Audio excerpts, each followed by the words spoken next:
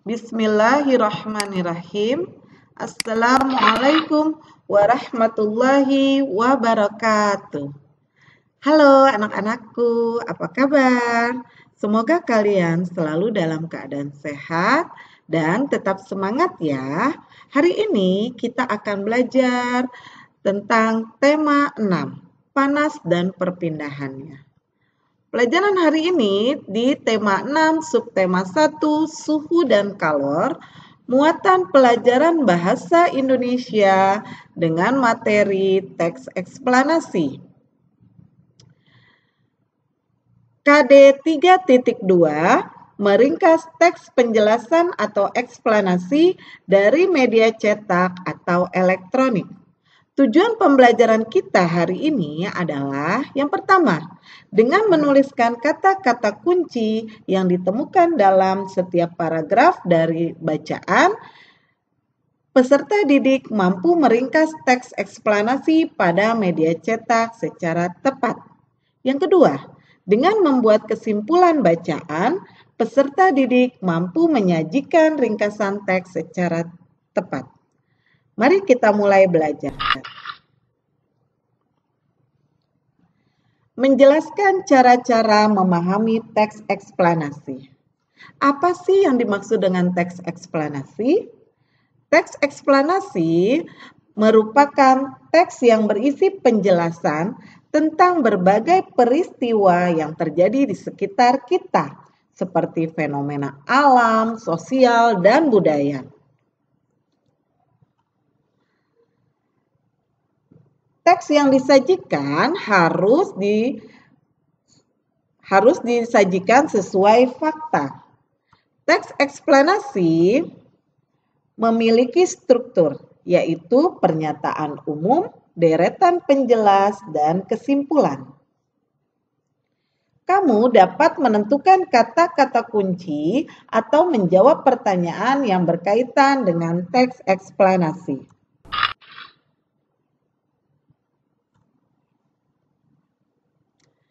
Cara-cara memahami teks eksplanasi.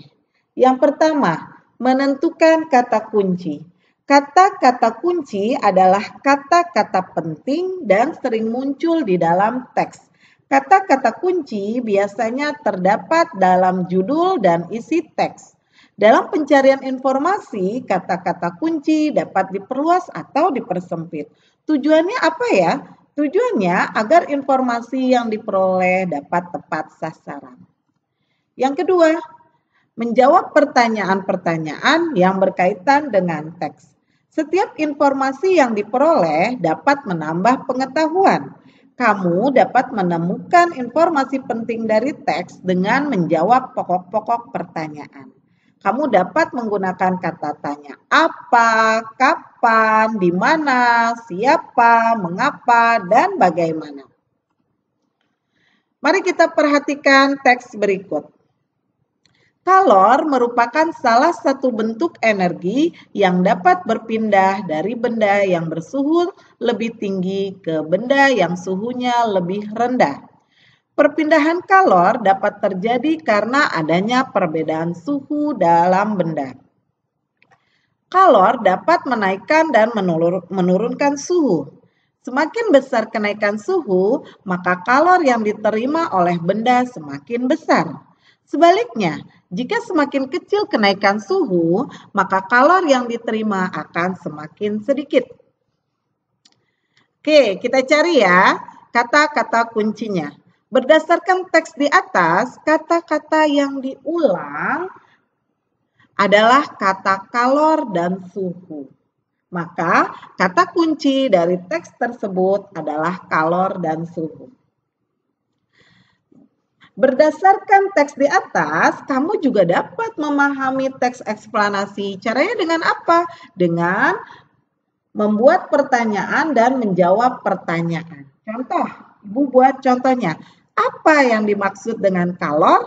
Maka jawabannya adalah kalor merupakan salah satu bentuk energi yang dapat berpindah dari benda yang memiliki suhu lebih tinggi ke benda yang suhunya lebih rendah. Oke, pertanyaan yang kedua. Kapan kalor dapat berpindah? Nah, jawabannya apa ya? Nah, kalor dapat berpindah ketika terjadi kenaikan suhu dalam benda. Ini adalah contoh-contoh cara membuat kata kunci dan menjawab pertanyaan. Ingat, menjawab pertanyaan biasanya ada jawabannya di dalam teks.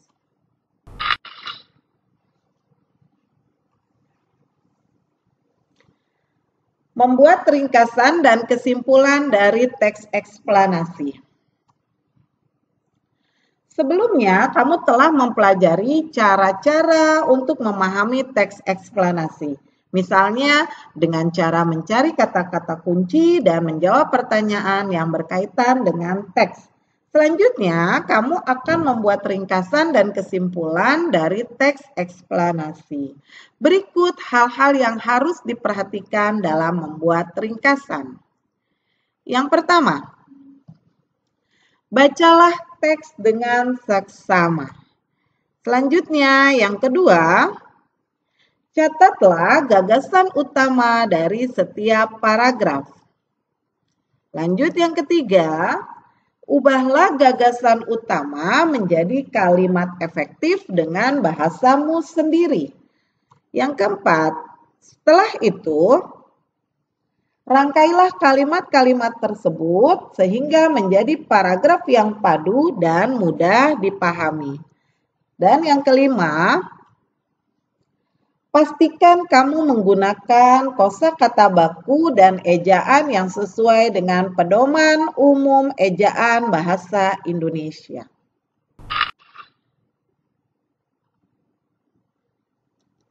Oke, kita perhatikan teks berikut ya.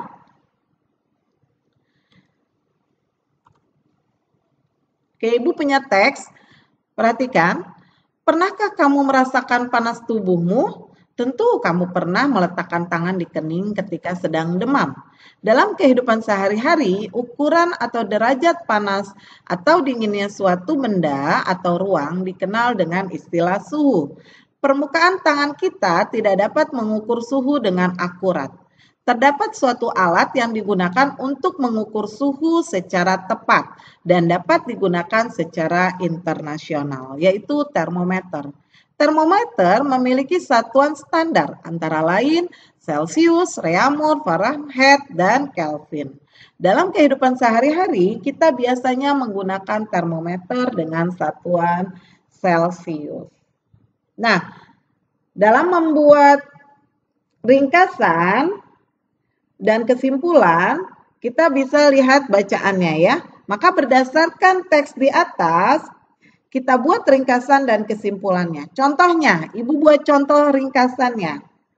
Untuk ringkasan, suhu adalah ukuran panas atau dinginnya suatu benda. Setiap benda atau ruangan dapat diukur dengan suhunya dengan menggunakan termometer.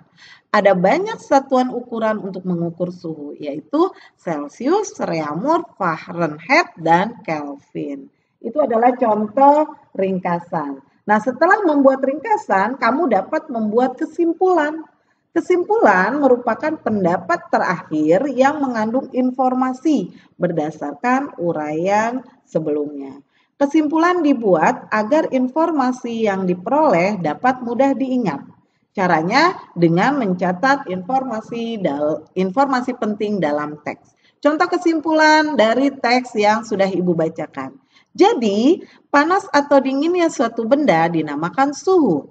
Suhu dapat diukur menggunakan alat bernama termometer. Ada berbagai macam satuan ukuran termometer yang biasanya digunakan dalam kehidupan sehari-hari. Tetapi satuan yang umum digunakan adalah satuan Celsius. Ini adalah contoh ringkasan dan kesimpulan berdasarkan bacaan.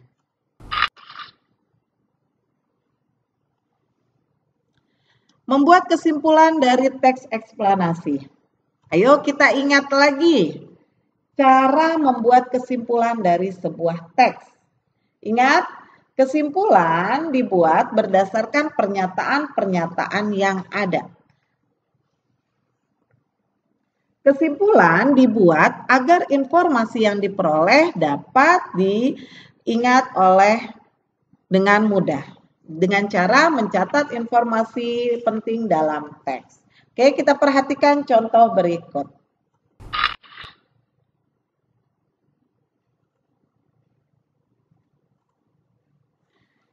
Kesimpulan dari dua pernyataan. Pernyataan pertama, panas dapat memengaruhi perubahan suhu benda. Pernyataan kedua, panas juga dapat memengaruhi perubahan wujud benda. Maka kesimpulan dari pernyataan 1 dan pernyataan 2 adalah panas dapat memengaruhi perubahan suhu dan wujud benda. Kita lihat contoh selanjutnya. Kesimpulan dari 3 pernyataan.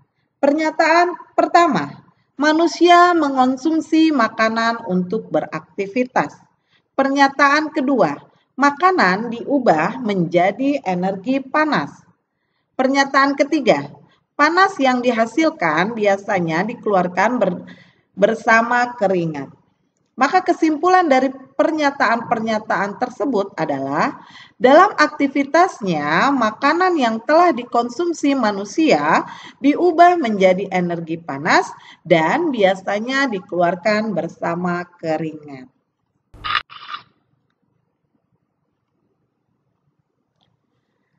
Menjelaskan isi teks eksplanasi menggunakan peta pikiran. Masih ingat peta pikiran? Kita sudah belajar tentang peta pikiran ya. Konsep teks eksplanasi dapat dijelaskan dengan menggunakan peta pikiran.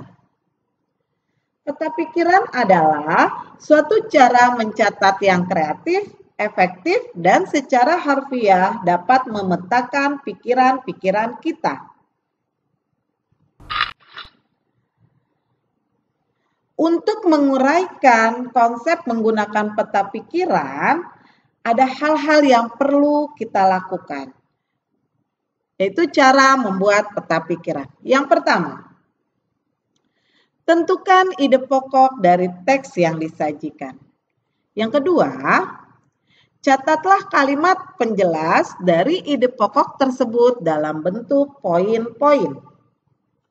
Dan yang ketiga, setelah itu, barulah kamu dapat menuliskan ide pokok dan kalimat penjelas tersebut ke dalam suatu bagan peta pikiran.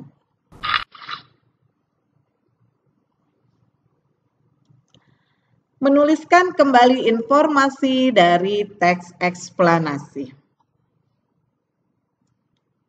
Menuliskan kembali informasi melalui tulisan dapat dilakukan dengan kegiatan membaca secara cermat. Kamu dapat menyusunnya menjadi sebuah karangan dengan bahasamu sendiri. Informasi yang disampaikan dapat ditulis dalam bentuk ringkasan ataupun bentuk berita. Berikut langkah-langkah dalam menuliskan kembali informasi teks. Yang pertama, perhatikan judul dan tema dalam teks. Yang kedua, tentukan gagasan pokok setiap paragraf dalam teks. Selanjutnya yang ketiga, kembangkan gagasan pokok menjadi sebuah cerita yang padu, gunakan bahasamu sendiri. Dan yang keempat, saat menuliskan kembali, perhatikan keruntutan informasi yang kamu peroleh. Jadi harus runtut ya informasinya.